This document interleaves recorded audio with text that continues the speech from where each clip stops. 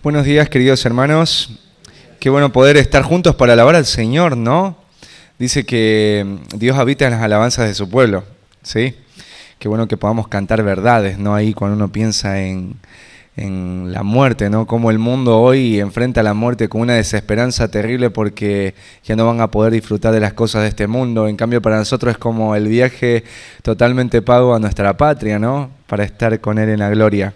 Qué bendición poder cantar con todos ustedes, ¿no? Las verdades de nuestro Dios y de lo que Él ha hecho en favor de cada uno de nosotros. Bueno, mi nombre es Diego. Mi apellido es Candela, tengo un apellido extraño, bueno, porque yo no soy argentino, soy ecuatoriano. Hace el 7 de abril del año que viene cumpliría 13 años. La verdad es que yo solo vine por 8 meses a estudiar en Palabra de Vida. Yo terminé mi carrera en Ingeniería de Administración de Empresas Hoteleras. Me casé en el 2012 y tomé la decisión de venirme a la Argentina. Fue re difícil, peleé mucho con Dios porque le dije que si no me daba los pasajes en avión yo no iba a venir a la Argentina. No me dio los pasajes de avión, pero me dio los pasajes para venir en micro. Así que viajamos por 5 días. Entramos por Mendoza y cuando llegamos a la estación era una bendición. No saben el regalo que es caminar. Sí, 5 días es bastante tiempo. Así que le decía a mi esposa que, bueno, como empieza Palabra de Vida en abril, entonces en noviembre ya termina, en diciembre ya volvíamos a Ecuador. Así que ya son 13 años, imagínense, vine solo por 8, voy al año 13. Estoy felizmente casado por la gracia de Dios. Dios cambió también enteramente nuestros planes porque mi esposa solo fue a Ecuador un ratito a pasar con sus padres para después viajar a Estados Unidos, estudiar una carrera y después ir a ser misionera en Asia. Así que en todo ese proceso, cuando me conoció, yo la conocí a ella me conoció a mí, empezamos ahí nuestro noviazgo en la iglesia allá en Quito, una iglesia muy grande, con más o menos 1500 miembros, y pudimos ver ahí la gracia de Dios a través de personas que nos acompañaron, nos casamos, y ahora tenemos producto de la gracia de Dios a 2 pequeñitas, a la Luchi que tiene 10 años, a la Mimi que tiene 7 y ahora no sabemos su género, pero mi esposa está embarazada, está de 3 meses, sí. Hoy cumplimos 13 semanas, ¿no? 13 semanas. Así que damos gracias a Dios por la nueva bendición que se agrega a la familia. Yo no vine solo, bueno, yo estudié 3 años en Palabra de Vida y después estaba enamorado del barrio de Parque Leloir. Alguien me decía, ¿pero qué le ves a ese barrio? Si no hay alcantarillado, ¿por qué no te quedas en Monte, que es más bonito? Yo le decía, Dios, no me dejes en Monte, te lo ruego. Sí. Y yo quería ir al barrio porque hacíamos ministerio ahí. Y la verdad es que no tenía que ver con el barrio, la infraestructura, tenía que ver con la obra de Dios. Cuando tú ves que Dios está obrando en un lugar, vos te querés quedar, porque quieres ser parte de esa obra, ¿no? Entonces me mudé a Monte. Era interesante que a la Gaby le decían, pero te vas a La Matanza, el lugar más peligroso del planeta. Sí, no sé qué gente qué concepto tiene La Matanza, pero mi esposa le dijo, ¿no?, que la voluntad de Dios, aunque para el mundo sea el lugar más peligroso, siempre es el lugar más seguro, ¿no? Así que lo hemos comprobado durante estos 13 años porque vieron, uno dicen, ahí en La Matanza te roban, secuestran, sí, tantas cosas que uno escucha, ¿no? Pero Dios ha guardado nuestra vida y no hemos experimentado cosas calamitosas de ese estilo. Dios nos ha guardado y Él nos ha provisto de todo lo que hemos necesitado. Hay un matrimonio que nos acompaña. Este matrimonio es sumamente especial, José y Claudia, ¿sí? Porque, bueno, Dios nos regaló el privilegio de poder llevar a José a los pies de Cristo. Y su vida cambió completamente, o sea, dio un giro. Ahorita uno lo ve, lo quiere abrazar, parece un peluche. Sí. Sobre todo para la Claudita, ¿no? La Claudita. Yo me acuerdo cuando la Claudia decía, si no vienen, sí, yo me separo del José. Sí, estoy hasta acá, porque él obviamente vivió una vida pecaminosa, esclavo del alcohol. Sí, y ahí lo fuimos a visitar un día a la casa. Era tan interesante porque tenía un montón de miedo, imagínense, es grandote, sí. Un cachetazo de José, ahí nomás voy para Sion, sí. Así que yo le pregunté a la señora, yo muy ecuatoriano, le digo, señora, disculpe, ¿usted le avisó a su esposo que veníamos? No, me dijo, así en seco. Como arréglense ustedes, la Claudita. Así que Dios ahí obró ese día. Él escuchó la verdad del Evangelio, le dijo, Cristo te necesito, y desde ahí nació una nueva criatura. Y es hermoso porque hoy lo vemos a José y a Claudia, pero ellos son mis compañeros en las misiones, hoy están acompañándome acá. Ahora José se está preparando para ir a México con un grupo de jóvenes. Y la verdad es que el Evangelio es verdaderamente el poder de Dios, porque el Evangelio cambia el corazón y cambia los deseos y las decisiones y nos da un futuro y una esperanza, ¿no? Así que uno a veces se calla frente a contar esta verdad a otros, porque, o sea, José no daba ganas de contarle el Evangelio, ¿sí? Porque daba miedo. Pero qué bueno saber que Dios puede cautivar cualquier corazón, porque a veces hay personas que son re duras y que vos dices, este no sale más. Y ese después termina, ¿no es cierto?, convertido ahí, parado en la gracia del Señor y haciendo cosas poderosas para la obra de Dios dentro y a través de la iglesia y para la gloria del Señor, ¿no? Así que ahí nos están acompañando ellos y doy gracias que hayan venido también esta mañana a estar con nosotros, con la iglesia. Sí, ellos, como saben, no se separaron, están muy juntitos. Ahora salen a hacer también ministerio juntos porque los dos han viajado a las misiones juntos, tienen una hermosa familia, tienen nietos y Dios sigue obrando en y a través de sus vidas. Así que acá estamos, sí, los que somos también su familia porque somos la comunidad IBM, ¿no? Así que eso es lo que tengo para decirles, y para mí es una gratitud también ver la obra de Dios acá en Tristán Suárez, ¿no? Nosotros escuchamos muchas cosas y todos escuchamos cosas de todas las iglesias. A veces unas son extrañas, otras son desafiantes, otras son lindas, otras tristes, pero al final la iglesia no depende de un hombre o de un grupo de hombres, depende del Señor. El Señor cuida las iglesias. ¿Sí? Cuando uno ahí estudia el libro de Apocalipsis, uno ve que los pastores, las iglesias están en las manos de Cristo, ¿no? Él las cuida, Él está en medio de ellas, Él sabe lo que le pasa a cada una de ellas y por supuesto que es fiel para hablarles y corregir todo lo que está mal en ellas o animarles a seguir adelante, les fortalece. Así que vamos a dejar este tiempito en las manos del Señor, a orar por nuestros corazones. Ahí en Santiago dice que debemos de recibir con mansedumbre la palabra implantada, ¿no? Yo me ponía a pensar qué significará esto, ¿no? Porque la palabra de Dios es suave, es preciosa, es pura, es una luz, pero también es una espada que corta. Y a veces corta lugares donde no queremos que corte. O saca a la luz cosas que nosotros sabemos que están mal. Y como vivimos todavía con un enemigo dentro, que es nuestra propia carne, nosotros tenemos la tendencia a veces sin que se note a enojarnos cuando estamos escuchando la palabra de Dios. Un pastor se demora entre 8 a 10 horas, también dependiendo del pastor, en preparar un sermón, ¿no? Pero ¿sabes qué? Es interesante que los hermanos y hermanas no se preparen, o no es común que los hermanos se preparen para recibir la palabra. Y tú tienes también que prepararte para recibir la palabra, porque si tú no sacas cosas que están mal en tu corazón cuando vienes un domingo, entonces difícilmente vas a poder recibir con mansedumbre la palabra implantada.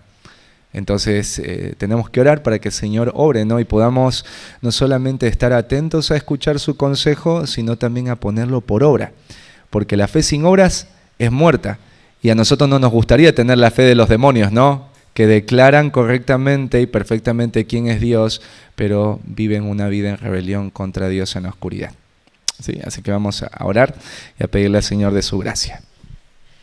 Amado buen Dios y Padre, te queremos dar muchísimas gracias, Señor, por poder estar juntos acá un domingo en medio de la lluvia, alabando tu nombre, reconociendo quién eres y toda la preciosa obra que has hecho en favor de nosotros, los pecadores. Señor, qué precioso ver cada promesa que tú nos has dado, la promesa de vida eterna, la promesa de un día poder estar delante tuyo en la gloria sin pecado, el poder tener acceso a ti, Señor, como Padre, el poder tener tu Santo Espíritu que nos redarguye, que nos consuela, que nos fortalece, que nos da la gracia para enfrentar desafíos, pruebas y también tentaciones. Señor, gracias porque somos parte de tu pueblo, de tu iglesia, tu familia que fue comprada a precio de sangre y por medio de la cual tú nos sostienes, nos encaminas, nos guardas, Señor. Hay tanto para agradecer, Señor. Gracias por poder tener este tiempo de abrir tu palabra y poder ser expuestos a la verdad que hay detrás de cada uno de los libros. Señor, te rogamos que hoy nos des la gracia y el corazón para recibir con mansedumbre tu palabra. Danos de tu gracia, Dios, para poner por obra aquello que tu Espíritu nos esté llamando a entender, a abrazar, a guardar, a quitar. Señor, danos un corazón fiel para tu gloria. Bendito, Señor. En Cristo Jesús te agradecemos y te pedimos estos favores. Amén. Amén. La vida cristiana es preciosa. ¿Cuántos están de acuerdo con eso? Es preciosa la vida cristiana. Pero es muy costosa, ¿no? A mí me encanta cuando salgo a mirar, a veces acompaño a mi esposa al médico y me dice, amor, ¿podemos pasar un ratito por Once? Porque a veces le gusta a ella vitrinear, ¿no? Y mi esposa tiene una capacidad de ver objetos bellos, ¿sí? Entonces dice, qué hermoso este objeto, ¿no? Qué lindo. No me está diciendo, obviamente, después comprendí en el matrimonio, que no significa que se lo compre, sino que solamente está haciendo una declaración en cuanto a la belleza de ese objeto. Entonces, y yo veo, ¿no? A veces porque le he querido comprar, cuando hemos tenido las posibilidades, y le digo, no puede ser que siempre te enfoques no solamente en el objeto más bello, sino en el más caro. Le digo, qué capacidad, qué capacidad. La vida cristiana es preciosa, pero es muy costosa, es muy costosa. Hay un costo en este mundo por vivir una vida cristiana, por ser de Cristo. Jesús mismo advirtió cuál sería la condición para que alguien le siguiera. Seguir a Jesús está buenísimo, es la mejor decisión, pero Jesús nunca negó el hecho real de lo que significa o implica seguirle a Él. Él mismo dijo, si alguno quiere venir en pos de mí, niéguese a sí mismo, tome su cruz cada día y sígame. Es como un llamado a morir, ¿no? Como un llamado a la tragedia, a la calamidad. En aquel tiempo, nosotros hoy la cruz la tenemos como un objeto decorativo. O sea, hay gente que utiliza aretes en forma de cruz, collares en forma de cruz, y utiliza ropa que tiene una cruz. Es una decoración, es un símbolo. Pero en aquel tiempo no era un objeto decorativo, era un objeto que representaba muerte, vergüenza, deshonra, calamidad, tragedia, desgracia, ¿no? Los que eran colgados en la cruz eran gente considerada maldita, gente que el imperio consideraba una amenaza y había que deshacerse de ellos.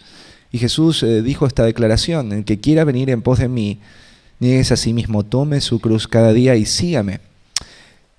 Ahí en 2 Timoteo 3:12 afirma, y también todos los que quieren vivir piadosamente en Cristo Jesús padecerán persecución.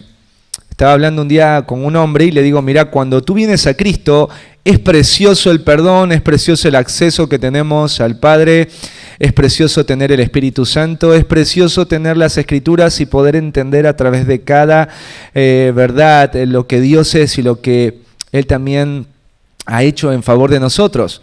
Pero la realidad es esta, que cuando tú empiezas a vivir de acuerdo a lo que la Biblia dice, la Biblia asegura algo, Dios asegura algo. Dios te dice, espera esto, y es el dolor de la persecución. Nosotros estamos siendo cristianos en un mundo que nos va a atacar desde diferentes frentes. Estamos en una guerra. Y eso es bueno explicarle a cada persona que toma una decisión por Cristo. Ahora empieza una verdadera batalla. Hay iglesias que presentan la vida cristiana como un camino fácil y sencillo en donde Dios, el Rey, nos va a dar todo lo que queremos y este mundo tiene. Y la verdad es que es un camino angosto, es un camino lleno de obstáculos, pero su fin es la gloria, es la vida. No es un camino sencillo. Y este mundo es hostil y nos va a atacar desde 3 frentes. Nosotros tenemos el enemigo que habita con nosotros desde que nos despertamos y lo ves ahí tan lindo cuando te miras en un espejo y eres tú mismo. Es tu propia carne. Ese es un enemigo. Y vivir piadosamente implica que va a dolerte luchar cada día con este enemigo. No sé si te ha pasado, pero hay momentos en tu día donde quieres gritarle a alguien algo, donde estás molesto y quieres desfogar tu ira pecaminosa. Y no lo haces, y cuando no lo haces te duele. Yo allá en Ecuador estuve hablando con alguien que constantemente estaba diciendo cosas muy duras y crueles, su boca estaba llena de maldición, y Y era tan difícil para mí contenerme y no responderle pecaminosamente, porque estaba hablando de otra persona que yo quiero mucho, pero yo tenía que guiarle con las Escrituras.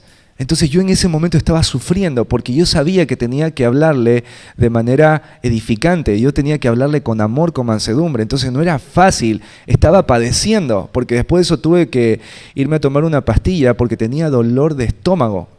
Tenía dolor de estómago, como gastritis, porque mi carne quería manifestarse de una manera.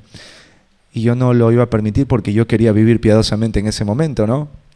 Entonces la Biblia afirma, todos aquellos que quieren vivir piadosamente, cuando se habla de piadosamente, significa una vida que honre a Dios. Una vida que honra a Dios. Venir a un culto el día domingo no significa que tú estás librando la batalla, aunque es verdad que es difícil a veces venir un domingo, sobre todo cuando hay lluvia y tienes hijos pequeños.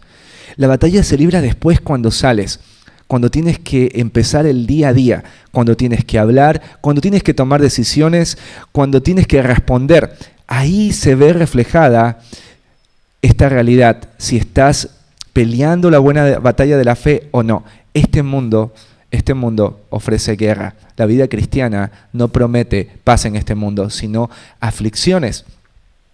Después el segundo enemigo es el mundo. El mundo constantemente nos está atacando desde diferentes frentes, en lo que escuchamos, en lo que vemos, y es difícil. Tú trabajas y está ahí el sistema del mundo buscando empujarte a vivir una vida sin Dios o a olvidarte de Dios. Nuestros hijos están metidos en ese mundo y ellos están siendo atacados. Ellos prenden la computadora o están con algún aparato tecnológico y tienes que ver que aún los dibujitos de ahora no están buscando proteger a tus hijos de la maldad, sino influenciarlos en ella. O sea, están siendo atacados. El mundo ataca, el mundo busca que tú a veces no termines odiando a Dios, sino que te olvides de Él, como el entretenimiento, ¿no? Uno ve una película por 2 horas y uno no puede leer por 10 minutos las Escrituras. Entonces ahí te das cuenta que hay una lucha constante. Pero también tenemos al diablo. El diablo ahí lo presenta la Biblia como una fiera, como un león, que anda buscando a quién devorar. Él está sediento y hambriento y está buscando cazar a aquellos que están caminando en la fe y en la verdad. Entonces, ¿estamos de acuerdo en que la vida cristiana es preciosa? Sí. Pero también debemos estar de acuerdo que Dios jamás ha prometido que va a ser fácil, va a ser costosa. Todos los que quieren vivir piadosamente en Cristo Jesús padecerán persecución. Pensar en agradar a Jesús sin que nadie te ataque o sin que no haya problemas es como pretender encender fuego en un bosque sin que arda. O sea, si tú dices, yo quiero agradar a Jesús, pero no quiero que todas estas cosas sucedan, todas estas cosas que me afligen, que van a ser dolorosas, no quiero que suceda. Bueno, eso es una farsa. Eso no va a suceder. Si usted quiere vivir piadosamente, si usted quiere obedecer al Señor, amarle, en algún punto del camino vas a sufrir dolor. En algún punto del camino algo te va a embestir y te va a doler. Te va a doler. Y cuando es así, ¿cómo debemos responder o reaccionar? ¿Cómo debemos enfrentar las situaciones en la vida cuando por vivir como Cristo nos pide, experimentamos dolor y quebranto? El apóstol Pablo, de primera mano, nos va a mostrar cuál es la actitud que debemos tener como creyentes en medio de la hostilidad que recibimos por causa de nuestra fe. Porque puede ser que hoy tú no estés sufriendo en tu vida cristiana. Y no quiero que pienses que uno tiene que andar como masoquista pensando en que soy piadoso si sufro, ¿no? Porque a veces uno es piadoso y no sufre, pero en muchos aspectos de nuestra vida, en algún momento, sí vamos a sufrir por causa de Cristo. Sí vamos a sufrir porque llevamos el sello, la marca de su obra en nuestra vida, porque tenemos su Santo Espíritu, y su Santo Espíritu nos va a mover a vivir de una manera. En algún punto vamos a sufrir, y cuando eso suceda, tú tienes que estar preparado. Y la idea de esta mañana es prepararte, para que tú puedas mirar con gozo los sufrimientos por causa de Cristo, y puedas entender por qué. ¿Por qué? Porque uno no solamente se goza porque sí. En medio del sufrimiento alguien no está gozoso porque sí. Hay razones que van a motivar en medio del sufrimiento a una persona a estar gozoso. Una de esas personas es el apóstol Pablo. Vamos a la carta de los Filipenses. Bueno, la carta de los Filipenses es una carta preciosa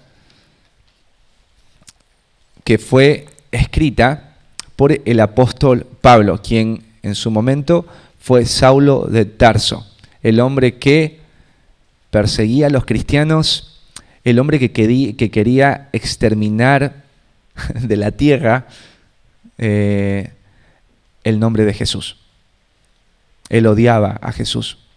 Él estaba en contra de su causa. Él fue el que consintió la muerte de Esteban. Él fue también que con vehemencia y con gran pasión fue hacia Damasco para perseguir a los cristianos que estaban en esa zona. Él era el que tomaba a los cristianos, los perseguía en las casas y los sacaba de sus casas y los encarcelaba y los obligaba a blasfemar. Pero un día este hombre se encontró con Cristo Jesús y Cristo Jesús cambió totalmente la perspectiva de lo que él pensaba. Y él terminó después defendiendo vehementemente y apasionadamente la verdad que un día él pisoteaba y buscaba exterminar. Y era la verdad de que Cristo Jesús es el Señor y el único medio por medio del cual judíos y gentiles pueden tener acceso a Dios y vida eterna. ¿Dónde estaba el apóstol Pablo en este momento que escribió la carta? Él estaba encarcelado. Y él no estaba encarcelado ahí por haber defraudado a alguien, él no estaba ahí por haber respondido violentamente a alguien, él no estaba allí sino por una sola causa, y era la predicación fiel del Evangelio. Ustedes ahí en el libro de Hechos van a ver los diferentes momentos que él vivió por causa de la verdad. Él fue encarcelado y había gente que detrás de eso estaba buscando matarle. Vieron que hasta los judíos, los religiosos, habían hecho un juramento que hasta que Pablo no muera ellos no iban a comer. O sea, no, la Biblia no lo registra, pero me imagino que habrán muerto, ¿no? O habrán quebrado ese juramento y era peligroso porque lo habían hecho en el nombre de Jehová. Así que el apóstol Pablo estaba tremendamente siendo perseguido. Y él estaba siendo perseguido al riesgo de perder su propia vida, porque ya la libertad la había perdido, todo por causa del amor que le tenía al Cristo que le había muerto por él en la cruz. Así que él está allí en una cárcel, no es una cárcel común donde hay muchos reos, él está en lo que se conocería como un arresto domiciliario. Hay un soldado ahí romano, o soldados, un grupo de soldados en diferentes turnos custodiando ahí al apóstol Pablo. O sea, el apóstol Pablo todo el día pasaba al lado de un soldado romano. Él podía, según lo que vemos en el libro de Hechos, tener la posibilidad de que gente le visite. Y también tenía la posibilidad de que esa gente que le estaba visitando pudiera escuchar la enseñanza de Pablo. Así que el apóstol Pablo convirtió su cárcel más o menos en una escuela de consejería, de instrucción. Y ahí desde esa condición él escribió las cartas que nosotros conocemos como las cartas de la prisión. Efesios, Colosenses y Filemón. ¿Cuál fue el propósito de la carta por la cual Pablo fue movido a escribir? La carta tiene 4 propósitos. Uno es agradecer por la fidelidad y constancia de los filipenses para sustentar al apóstol de manera continua, advertirles sobre los falsos maestros a quienes en esta carta llama perros, malos obreros, mutiladores del cuerpo, avisarles sobre el estado, su situación personal y la causa por la cual hizo regresar a Epafrodito, que había llevado el donativo para Pablo, afirmarles también, es otro propósito, en su carácter y vida cristiana. Ahí Pablo les llama a mantener la unidad, a tener una actitud humilde, a recordar que su ciudadanía está en los cielos. Los llama a combatir por la fe que un día han recibido. ¿Cuál es el tono de la carta? Tú vas a ver que el tono de la carta, si has leído Filipenses varias veces, es el gozo. Esta palabra aparece 11 veces y es muy importante entender su continuo aparecimiento, porque vemos desde qué tono Pablo va a escribir en esta condición en la que se encuentra. Uno pensaría que alguien que está en la cárcel, hay una persona que nosotros amamos mucho que ahora está en prisión y escribe una carta y él no está ahí gozoso. Él está sumamente dolido, sumamente triste. sumamente acongojado, tiene mucha incertidumbre. Pero Pablo, cuando escribe esta carta, él no está así. Él tiene un profundo gozo. Y esta carta va a ser dirigida a creyentes que estaban ubicados en la región de Filipos, ¿sí? Europa. ¿Se acuerdan que el apóstol Pablo fue el fundador de esta comunidad de creyentes a la cual es dirigida la carta? En su segundo viaje misionero, Dios ahí le usó para predicar la verdad. Y ahí un grupo de mujeres como Lidia, vendedora de púrpura, se convirtió de los ídolos al Dios verdadero. También el carcelero de Filipos, él y su familia fueron, por así decirlo, los primeros miembros de la iglesia ahí en Europa, ¿sí? Así que esto es solamente una pequeña introducción y ahora vamos al estudio. Vayamos ahí a Filipenses, capítulo 1, versículos del 12 al 14. Esa va a ser la porción que vamos a estudiar. El título de la predicación de hoy es Mira con gozo los sufrimientos por causa de Cristo. Ese es el título. Mira con gozo los sufrimientos por causa de Cristo. Leamos la palabra del Señor. Quiero que sepáis, hermanos, que las cosas que me han sucedido han redundado más bien para el progreso del Evangelio. De tal manera que mis prisiones se han hecho patentes en Cristo en todo el pretorio y a todos los demás. Y la mayoría de los hermanos, cobrando ánimo en el Señor con mis prisiones, se atreven mucho más a hablar la palabra sin temor. La primera razón por la cual debemos mirar con gozo los sufrimientos por causa de Cristo y que vemos acá ejemplificada a través de la actitud de Pablo es esta: porque contribuyen al progreso del Evangelio. Todos los sufrimientos que los creyentes van a experimentar por causa de Cristo, por vivir una vida que le agrada a Él, es porque cada sufrimiento que vivimos, no por causa del pecado, sino por causa de Cristo, contribuyen al progreso del Evangelio. Pablo desea fuertemente que los cristianos en Filipos puedan saber de su situación personal, de cómo él se encuentra, de qué es lo que él está viviendo. Por eso dice, quiero que sepáis. A él le interesa mucho que sus hermanos sepan de su situación, porque Pablo sabe que los filipenses le aman a él. Y cuando tú amas a alguien y está pasando por una situación difícil y tú no le puedes visitar, tú le mandas un mensaje por el WhatsApp, tú le mandas un correo por email, porque te importa la persona, porque la persona puede ser que esté angustiada por tu situación, entonces tú le escribes. Entonces, este es el punto. Pablo es muy amado por la iglesia de los filipenses. Los filipenses están preocupados por qué está pasando con él, por eso han enviado el donativo con Epafrodito. Y ahora él envía esta carta con Epafrodito para que ellos sepan cuál es su estado, qué está pasando con él. Mira lo que dice acá. Quiero que sepáis, hermanos, ¿sí?, que las cosas que me han sucedido han redundado más bien para el progreso del Evangelio. Acá dice que las cosas que me han sucedido. Ponte a pensar en todo lo que le ha sucedido a Pablo. Ha sido encarcelado, hay gente que ha buscado asediarle para quitarle la vida.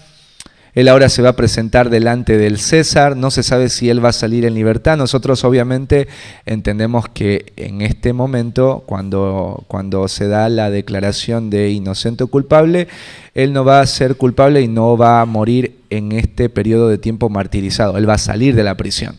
Después en la segunda carta de Timoteo sabemos que esa es otra historia, ¿no?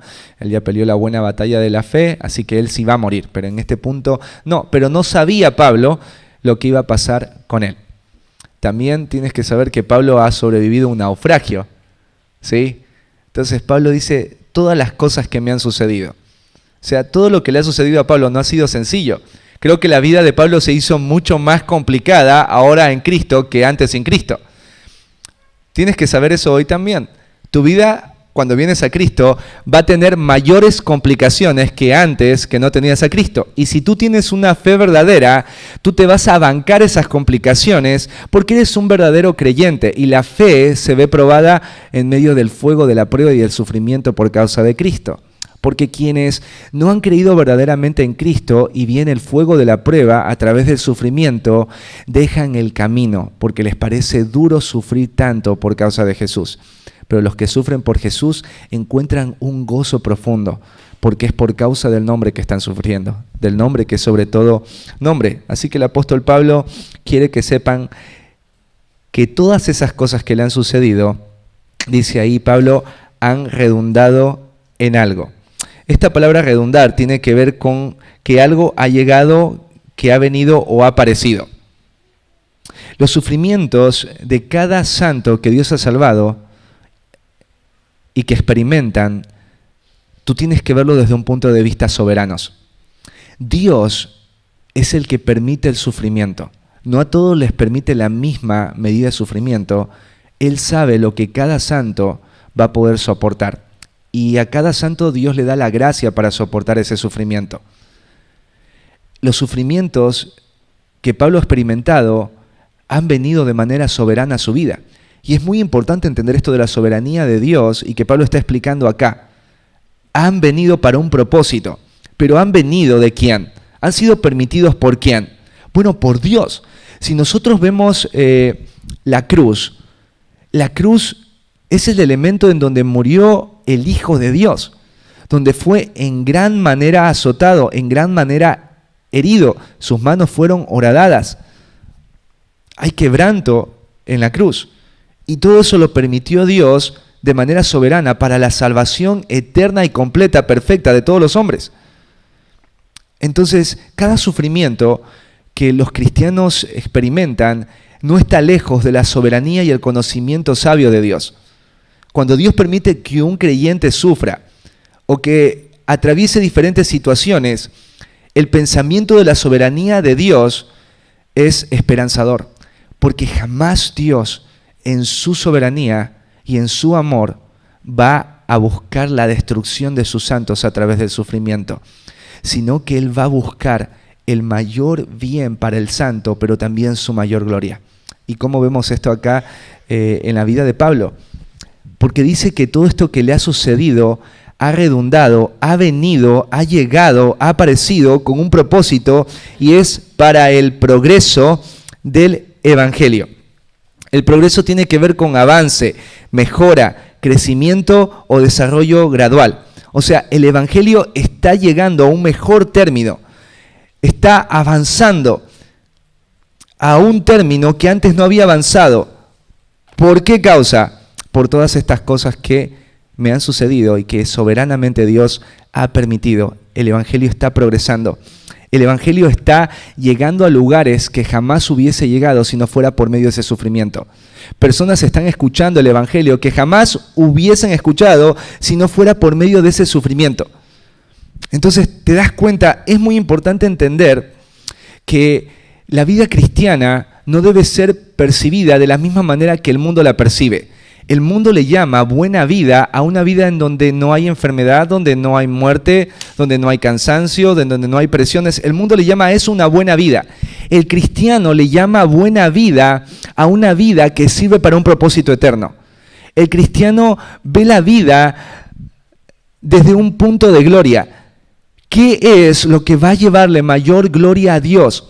Y si ese sufrimiento y el avance del Evangelio, entonces el cristiano encuentra placer en ese tipo de vida, aun cuando su carne está sufriendo o está dolorosamente siendo azotada. Nosotros no podemos permitirnos, hermanos, ver el sufrimiento de otra manera. Por eso hay muchos cristianos tan desanimados en las iglesias, cuando viene el sufrimiento por causa de su fe. Porque no han aprendido a entender que la vida cristiana no se trata de que nosotros logremos alcanzar los mismos estándares de felicidad que este mundo ofrece y que son tan vanos y temporales, sino que estamos pensando que la vida cristiana se basa en cómo mi vida puede ser de mayor forma aprovechada para los propósitos del reino. De qué manera mi vida puede proyectar mayor gloria, la verdad de quién Dios es y lo que Él ha hecho para salvación de otros. Cuando un cristiano empieza a ver su vida en medio del sufrimiento a la luz de como Pablo la veía, entonces este cristiano está alcanzando la madurez. Ya no es un niño, es un adulto espiritual, porque ve en el sufrimiento algo mayor a él mismo, y es la gloria de Dios. es el avance del Evangelio. Imagínate qué pasa cuando un hijo se te enferma, ¿no?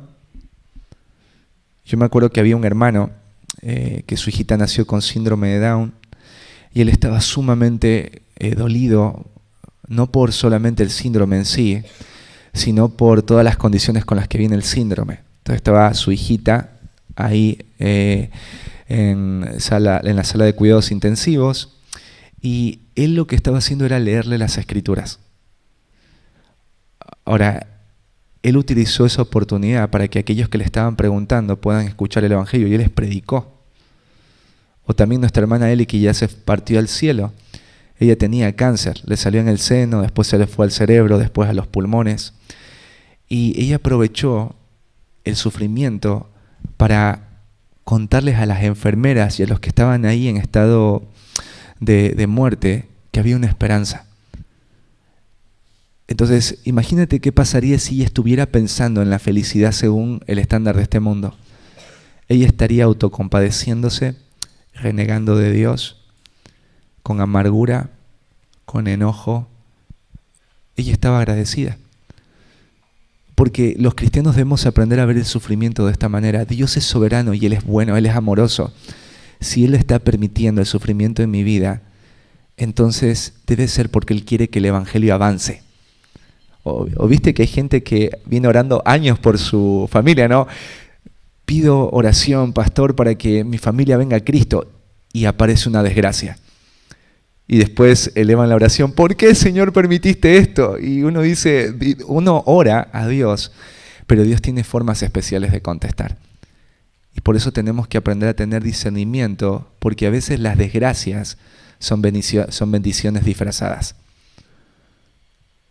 que van a proyectar aquello que tú deseaste en algún momento ver, y es a tu gente venir a los pies de Cristo.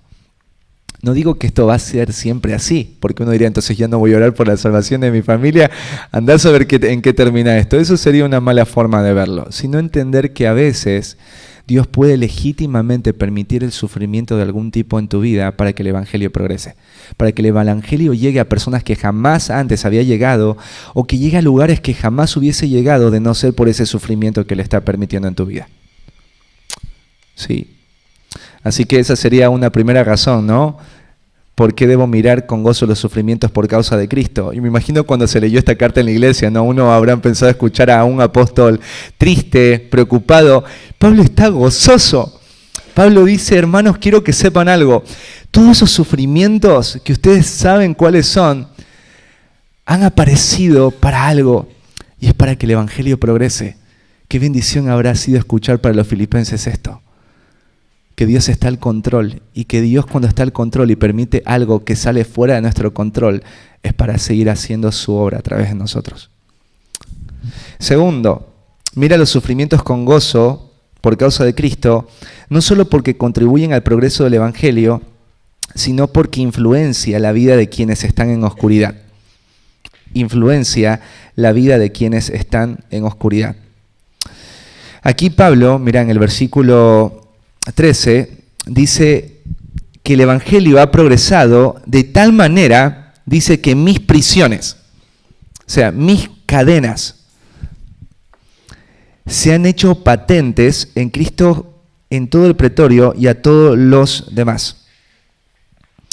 Pablo aquí afirma que por causa de sus cadenas, muchas personas, que aquí habla del pretorio y todos los alrededores, conocían la verdadera razón que lo tenía allí a Pablo. Cuando alguien está en la cárcel, entre los reos, ¿qué se preguntan? ¿Por qué estás acá? ¿Por qué uno va a la cárcel? Por haber matado a alguien, haberle robado a alguien, ¿no es cierto? Por haber defraudado a alguien, por haber, ¿no es cierto?, violado a alguien. O sea, cuando uno va a la cárcel siempre es por una mala razón. Pero Pablo dice que él hizo notorio a todo ese grupo de personas que eran incrédulos, que la razón por la que él estaba allí en prisión no era sino por algo llamado el Evangelio. Que la razón por la que estaba ahí no era sino por una persona que murió y resucitó, y era Cristo, y es Dios. ¿Qué es el pretorio? Bueno, el pretorio era la guardia imperial, que en ese tiempo estaba conformada por 10.000 hombres, ¿sí? Era la guardia real conformada por 10.000 hombres. Y Pablo logró influenciar a todos estos hombres a tal punto que el evangelio llegó a la casa de César. ¿Cómo sucedió eso? Bueno, Pablo estaba encarcelado, como te lo dije al principio, y él tenía que estar custodiado por un soldado todo el tiempo. El soldado no podía quitarle los ojos de encima. Un soldado para Pablo durante 6 horas, porque cada 6 horas se cambiaba el turno. Entonces, hagamos una cuenta matemática. Si el apóstol Pablo estuvo 2 años y él tenía la posibilidad de compartir, ¿sí?, con 4 soldados por día, en 2 años, ¿a cuántas personas el apóstol Pablo conoció a través de sus prisiones y que no eran creyentes, sino incrédulos de la Guardia Imperial? 2.800 soldados. ¿Sí? Imagínate cómo habrá sido tener al apóstol de los gentiles. 6 horas cada soldado con este hombre que al principio habrá parecido un loco. Porque está hablando de alguien que murió en una cruz. O sea, para un soldado romano, pensar en alguien que murió en una cruz es alguien maldito. Es alguien que es contrario al imperio. Es alguien que no merece la vida porque no sirve para nada. Imagínate Pablo hablar con un soldado romano diciéndole que el Salvador de todos los hombres fue puesto en una cruz, que ellos conocían muy bien, pero que no quedó muerto, sino que resucitó al 3er día y ascendió a los cielos. Y él lo vio cara a cara porque él era un perseguidor. Imagínate lo que habrá sido la influencia de este hombre en medio de sus cadenas. Pablo no podía cambiar el estado que Dios le estaba dando. Él no podía liberarse de esas cadenas. Pero las cadenas jamás evitaron que él sea una influencia espiritual fiel en la vida de aquellos que estaban al lado. Imagínate qué pasa cuando hay una mamá que tiene un cáncer terminal o un papá y sus hijos no son creyentes. Esa es la oportunidad que tiene este padre para mostrarles el gozo de la vida cristiana a través de su dolor. Pero los cristianos, lastimosamente, cuando están sufriendo, no son buenos ejemplos y referentes en relación a influencia espiritual para otros incrédulos. Porque yo te voy a decir algo. Hay muchos incrédulos que posiblemente nunca se acerquen a las Escrituras. Pero Pablo dice que los creyentes son cartas escritas, y no con pluma o tinta, sino con el Espíritu de Dios. El mundo lee tu vida. El mundo ve tus actitudes, tus reacciones en medio de las pruebas, en medio de las aflicciones, en medio de los sufrimientos. La pregunta es, ¿qué ve el mundo cuando te ve sufrir? ¿Qué ve el mundo cuando la vida te golpea? ¿Qué ve el mundo cuando las situaciones salen fuera de tu control? ¿Qué ve el mundo cuando Dios de manera soberana permite el sufrimiento en tu vida y rompe cosas que para ti eran muy valiosas y estimadas? Bueno, en Pablo tenemos un ejemplo. Pablo lo que hizo es usar esas cadenas para poder influenciar a la guardia romana con el mensaje del Evangelio.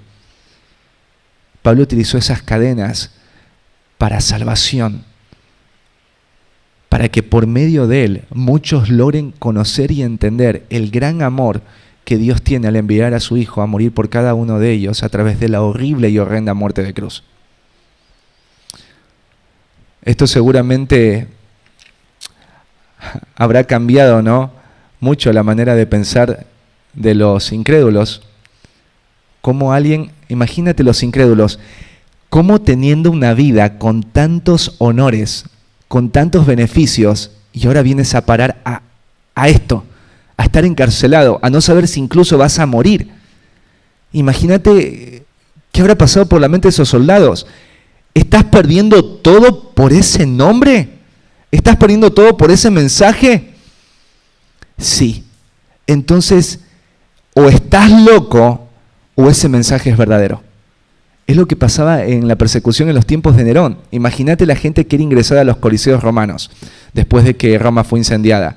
Imagínate que toda esa gente que deseaba venganza, porque a los cristianos los habían usado como chivo expiatorio para culparlos de que ellos fueron los que quemaron Roma, estaban ahí siendo quemados. No sé si en algún momento te has quemado el dedito, ¿no es cierto?, con un fósforo, con la llama del fósforo, o con la cocina. Inmediatamente sacas la mano porque te duele y dices, ay, ay, ay. Ahora imagínate que el fuego penetre todas las capas de tu piel y no puedas salir de esas llamas. Y hueles el cuero de tu carne y sabes que no solamente se van a quemar tus pies, sino que el fuego va a empezar a subir.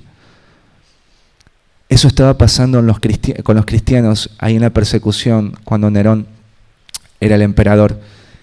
¿Y qué hacían los cristianos? Los cristianos cantaban alabanzas a Dios delante de los incrédulos. Entonces los incrédulos decían, o están locos, o el mensaje que comunican es verdad. Y obviamente muchos entendieron que ese mensaje era verdad, porque nadie está dispuesto a morir y a sufrir si no fuera real la causa de su sufrimiento. Así que muchos de los que estaban ahí aplaudiendo y gritando que mueran los cristianos por lo que han hecho, después estaban ocupando los lugares ahí también donde un día estuvieron los cristianos que ellos deseaban que mueran, porque se hicieron creyentes. ¿Te das cuenta? El sufrimiento Dios lo usa para dar a conocer la belleza de nuestra fe. Pero también lo puede usar Dios para que nosotros reconozcamos lo vana, superficial o lo inexistente que es nuestra fe. Así que Pablo ve el sufrimiento con gozo porque el sufrimiento está influenciando la vida de quienes están en oscuridad. Pablo está aprovechando cada oportunidad y se lo está haciendo saber a los hermanos aquí en Filipos. Por causa de este sufrimiento, de estas cadenas, toda la guardia real está siendo influenciada con el mensaje del Evangelio. Conocen la causa de mis prisiones y la causa de mi prisión es Cristo. Y tercero, miremos con gozo los sufrimientos por causa de Cristo, porque fortalece la fe de otros creyentes. La actitud que Pablo tenía en medio del encarcelamiento no estaba produciendo algo en medio de la comunidad pagana romana. No solamente había un beneficio espiritual para aquellos que estaban en oscuridad, sino que también las cadenas de Pablo eran un medio que Dios estaba utilizando para fortalecer la iglesia, la comunidad de iglesias ahí en Roma. Mirá, por eso Pablo ahí en el versículo 14 dice, y la mayoría de los hermanos, o sea, estas cadenas están afectando a la mayoría de los hermanos ahí en Roma. Y cuando habla de hermanos, no habla de los hermanos de Pablo, sino de los hermanos en la fe, de aquellos que Cristo limpió y lavó con su sangre. ¿De qué manera está afectando lo que Pablo está viviendo y la actitud que tiene Pablo allí en la cárcel?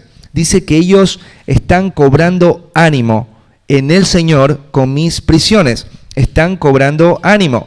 Ellos están siendo encendidos en sus corazones. Hay un fuego que estaba a medio, pero a través de las prisiones de Pablo, ese fuego ha crecido a tal punto que está movilizando a todos los creyentes en Filipos a algo, a qué los está moviendo, a qué los está influenciando. Dice ahí el apóstol Pablo, se atreven mucho más a hablar la palabra sin temor. Eso es lo que estaba haciendo la presión de Pablo y la actitud que Pablo tenía. O sea, si Pablo estaba ahí por amor a Cristo y por la causa del Evangelio, ¿cómo podría ser que nosotros, que no estamos en la prisión, no estemos dispuestos a enfrentar el costo de la vida cristiana, el costo de predicar el Evangelio? Porque estos creyentes entendían que el Evangelio debe ser predicado, pero en el contexto del lugar donde estaban, Roma era un lugar sumamente hostil para predicar el Evangelio. Porque en Roma el emperador era como un dios, y los cristianos tenían que hablar de un rey. Los cristianos tenían que hablar del verdadero Dios y decirle a la gente que todos los dioses de Roma son una mentira, son una farsa. y decirle a los romanos que esa vida que están llevando de injusticia, de inmoralidad, de iniquidad, es contraria al Dios de las Escrituras y que van a ir al infierno. El mensaje del Evangelio siempre es contracultura. Siempre es contracultura. Nosotros podemos al Evangelio ponerle, ¿viste cuando un nene quiere comerse el brócoli, por más que vos le pongas caramelo, sigue siendo brócoli? El Evangelio, no importa cómo lo presentemos, el Evangelio presentado fielmente siempre va a traer hostilidad.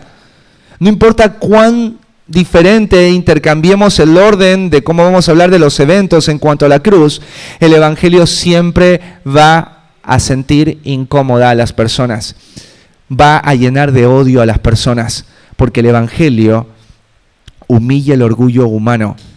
El Evangelio declara que el ser humano es digno del infierno. El Evangelio no exalta a la humanidad, la muestra y la rebaja y la condena. Entonces, imagínate esos hermanos ahí en Roma, tener que predicar el Evangelio en el lugar donde está el emperador.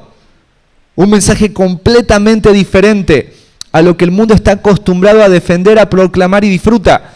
Pero ahora veían al apóstol Pablo ahí en Roma, encadenado, pero con mucho gozo, compartiendo la verdad a la guardia pretoriana.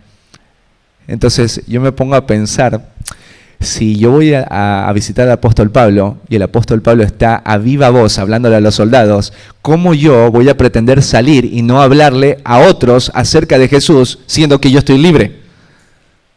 ¡Qué picardía vivir un cristianismo tan cobarde! Es más, en Apocalipsis dice que los cobardes serán echados al lago de fuego y azufre, porque es cobarde no hablar del Evangelio cuando tú ves que otros se están perdiendo y cuando tú sabes que esa verdad es la única verdad que los puede salvar. Los cristianos no podemos permitirnos vivir en cobardía. Y esto estaba pasando con los hermanos ahí en Roma. Pero el ejemplo de Pablo, las cadenas de Pablo, el sufrimiento de Pablo, estaba movilizando sus corazones a dejar de lado esa actitud en la que estaban viviendo y a cobrar ánimo y empezar a predicar y a defender la fe que les había sido entregada. Entonces vemos esta influencia tan preciosa de la vida del apóstol Pablo, ¿no? Ahora los creyentes, dice ahí, que hablan la palabra sin temor, sin temor, sin temor. Ahora ellos tienen confianza, ellos tienen valentía, ellos tienen gozo, ellos tienen esperanza, ellos están ahí imitando al apóstol Pablo porque han visto a un hombre de Dios parado en medio del sufrimiento soberano, representar fielmente al Dios que le había enviado, y ellos también están siguiendo ese ejemplo. Hoy la iglesia necesita ese tipo de hombres. Hoy la iglesia necesita hombres que cuando otros hombres los vean, mujeres que cuando otras mujeres las vean, jóvenes que cuando otros jóvenes los vean, cobren ánimo al ver cómo tú estás viviendo tu fe en medio de lo que cuesta vivir esa fe, en medio del sufrimiento y de la hostilidad. El mundo está buscando, la iglesia necesita hombres como eso, mujeres como esas, niños como esos, porque los niños también necesitan a Cristo, y si los niños se encuentran con Cristo también se convierten en personas que son llamadas a predicar el Evangelio y a mostrar la luz en medio de la oscuridad. La manera en cómo aceptamos las cadenas, la manera en cómo las aprovechamos, sin duda, va a animar a otros a venir a Cristo y va a fortalecer a otros en su fe. Hay una historia muy preciosa que ocurrió en Ecuador.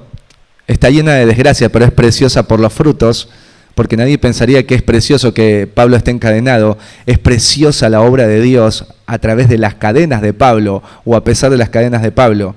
Y la historia es de Jim Elliot y sus amigos. No sé si alguna vez vieron ahí la película o en dibujitos ahí en el YouTube.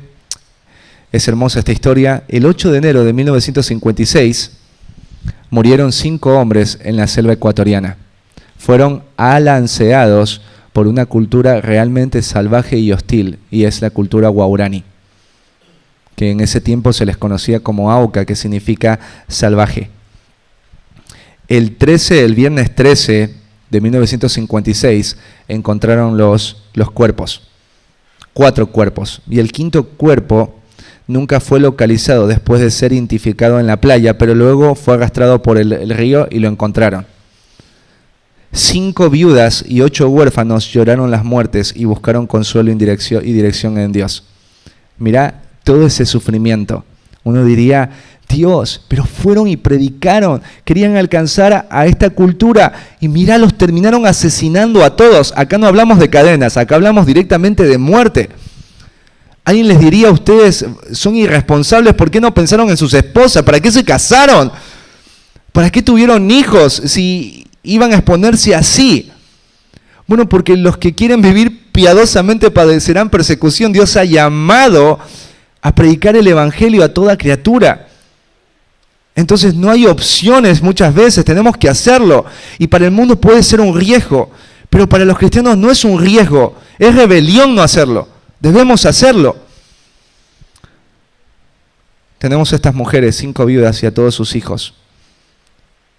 Sus padres no van a estar nunca más en sus cumpleaños.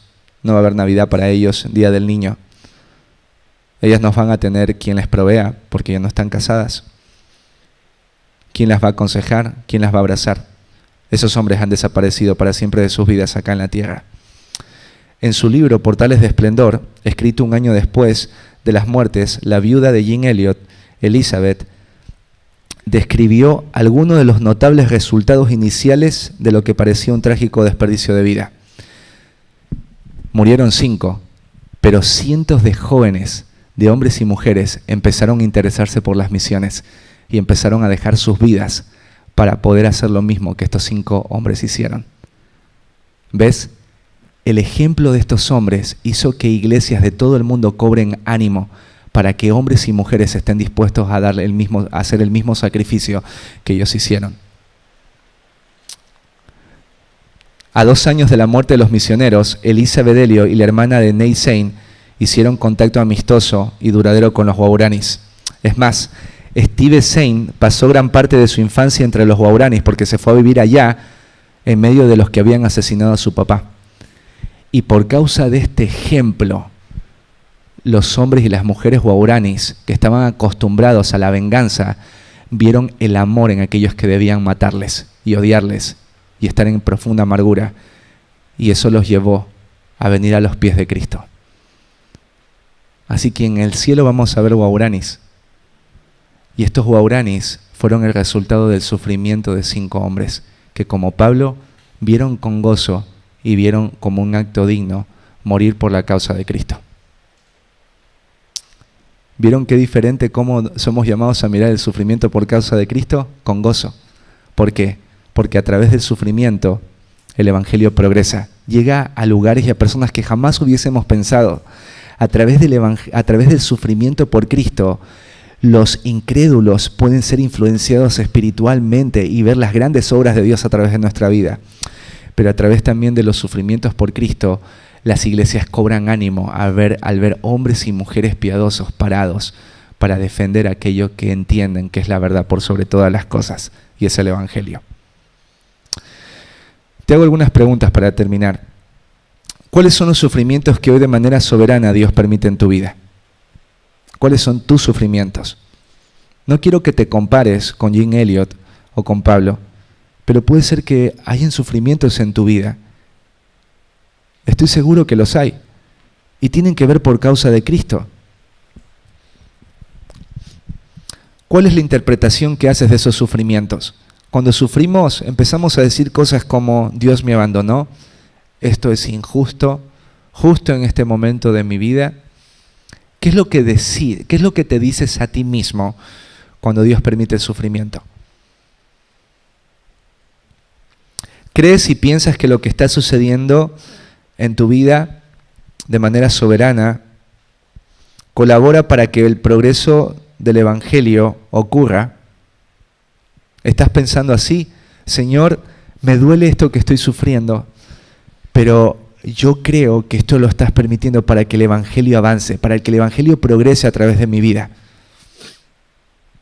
¿Estás pensando de esa manera, como Pablo, y te gozas no por el dolor que tienes o por la pérdida, sino porque confías en que eso va a ser usado por Dios para el progreso del evangelio? ¿Estás aprovechando los sufrimientos soberanos que Dios está permitiendo en tu vida para hacer de testimonio a los incrédulos? Cuando los incrédulos tienen contacto contigo. Puede ser que los incrédulos sean las personas más cercanas a ti, porque quizás haya mujeres en esta iglesia que tengan maridos incrédulos. Puede ser que tus papás sean incrédulos. Puede ser que tus tíos sean incrédulos, tus sobrinos. Cuando ellos te miran en medio del sufrimiento, ¿qué ven en ti? Tus actitudes, tu forma de hablar, lo que les comunicas. Se hace notorio en medio de ese sufrimiento, a través de tus palabras y de tu vida, que es Cristo. ¿Estás buscando influenciar a los perdidos en medio del sufrimiento? ¿Qué actitudes o respuestas se manifiestan en tu carácter en medio del sufrimiento? ¿Estás gozoso? ¿Tienes esperanza? ¿O tienes odio, enojo, frustración, amargura y tristeza? ¿Sabes cuántos creyentes fueron fieles hasta que vino el sufrimiento? Y cuando vino el sufrimiento, ya no querían leer la Biblia, orar, ya no querían congregar, y empiezan a decir: Dios es injusto. He hecho tanto por Él, y mira cómo Él permitió esto en mi vida. Entonces estas personas, estos hermanos, si es que lo son en algunos sentidos, ¿realmente habrán comprendido la teología detrás del sufrimiento? Creo que no. Estas actitudes puede ser que hoy estén en tu vida: odio, enojo, frustración, amargura y tristeza, pero es ahí donde tú tienes que decirle: ¿por qué te turbas, alma mía? Espera en Dios, porque aún he de alabarle. Esto duele, pero Dios lo va a usar para bien, porque Él es sabio y soberano y amoroso. Señor, dame de tu gracia, que mi fe no falte en medio de este azote. ¿Estás permitiéndote comportamientos pecaminosos en medio del sufrimiento, como tener lástima de ti mismo? ¿Estar manipulando a otros o justificando la impiedad? Hay gente que manipula a otros en medio del sufrimiento. En lugar de acercar a otros a Cristo, los empiezan a manipular. No hago eso porque, o te grité porque me siento así, o tomé esta decisión porque me duele lo que estoy viviendo. ¿Acaso no me entendés? Y hay gente que utiliza eso. El sufrimiento lo usan para manipular a otros y hacer que otros cedan ante lo que ellos quieren. Eso hace nuestro pecaminoso corazón muchas veces. O sentir lástima de mí mismo. Pobrecito el creyente que Dios no lo toma en cuenta y no le ama. Eso es mentira.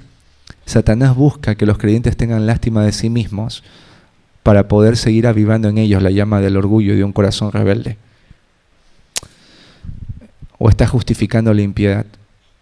O sea, hago cosas que yo sé que están mal, pero las hago porque Dios me trata de esta manera o Dios se olvidó de mí.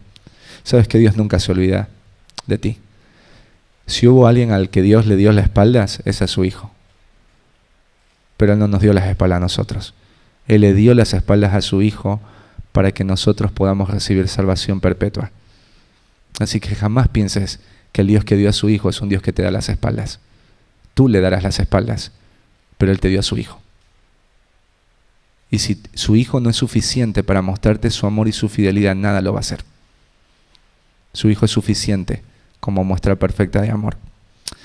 Así que, querido hermano, mira, todos nosotros estamos en un momento en nuestra vida, no sé si estés sufriendo o si en algún momento llega el sufrimiento por causa de Cristo, debes de entender que es normal y debes de recibirlo con gozo, si es que recuerdas lo que el sufrimiento puede producir, y lo vemos en la vida del apóstol Pablo, para el progreso del Evangelio, para la salvación de los incrédulos y para el fortalecimiento de la iglesia de Cristo en el lugar donde hoy estoy.